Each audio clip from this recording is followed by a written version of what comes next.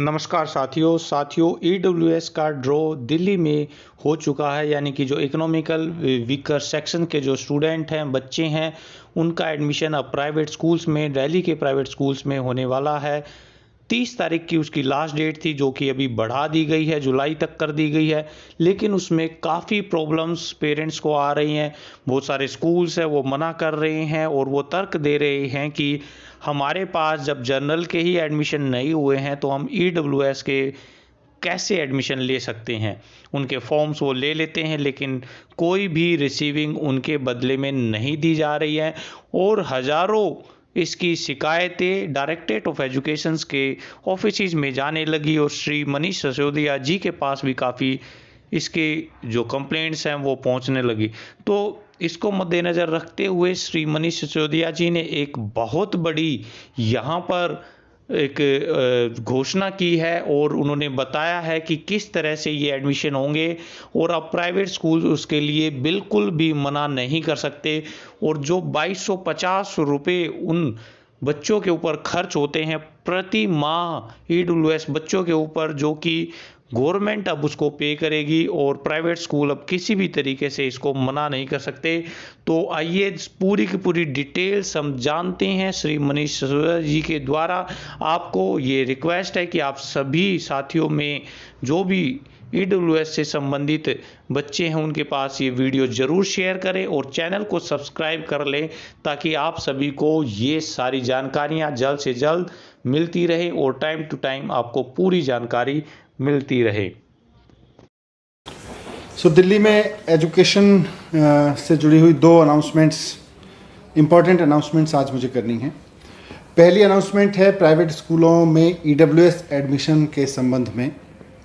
हम सब जानते हैं कि पूरे देश में राइट टू एजुकेशन एक्ट लागू है और राइट टू एजुकेशन एक्ट के तहत देश के सभी प्राइवेट स्कूल्स को अपने अपने स्कूलों में जब नर्सरी एडमिशन होता है या उनके यहाँ जो एडमिशन होते हैं उसमें 25% सीटें गरीब तबके के लिए, इकोनॉमिकली वीकर सेक्शन के लिए ईडब्ल्यूएस सेक्शन में देनी होती हैं। इसमें होता इस तरह से कि अगर स्कूल में 100 एडमिशन होने हैं तो 100 में से 75 एडमिशन जनरल कैटेगरी एडमिशन माने जाते हैं और 25 एडमिशन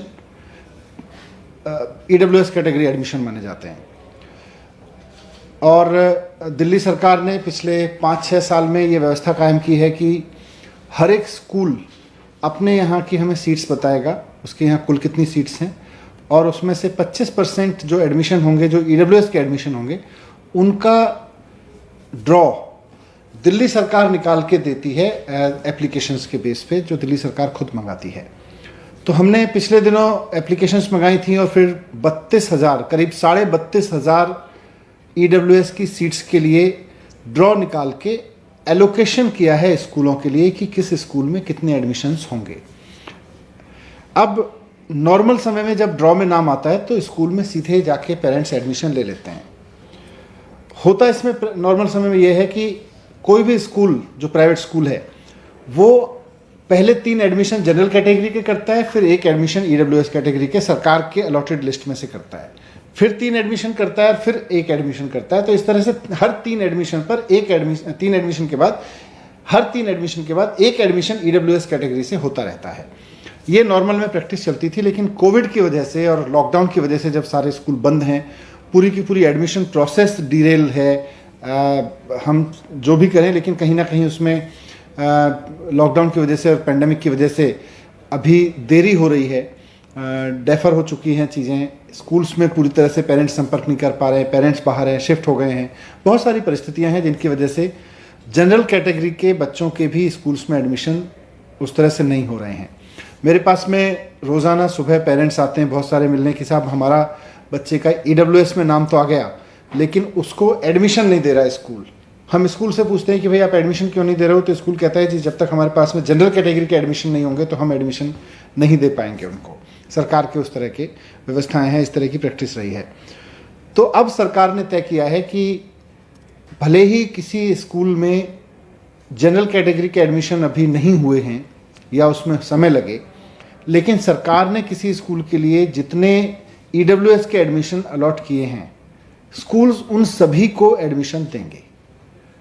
यहाँ ये भी बताना ज़रूरी होगा कि सरकार हर एक एडमिशन के लिए सरकार की ओर से हर बच्चे के लिए उसकी फ़ीस में, उसके पढ़ाई की किताबों के लिए, इन सब के लिए हर महीने 2260 रुपये 2260 रुपये की राशि दी जाती है, एक तरह से फ़ीस प्लस बाकी खर्चों के लिए।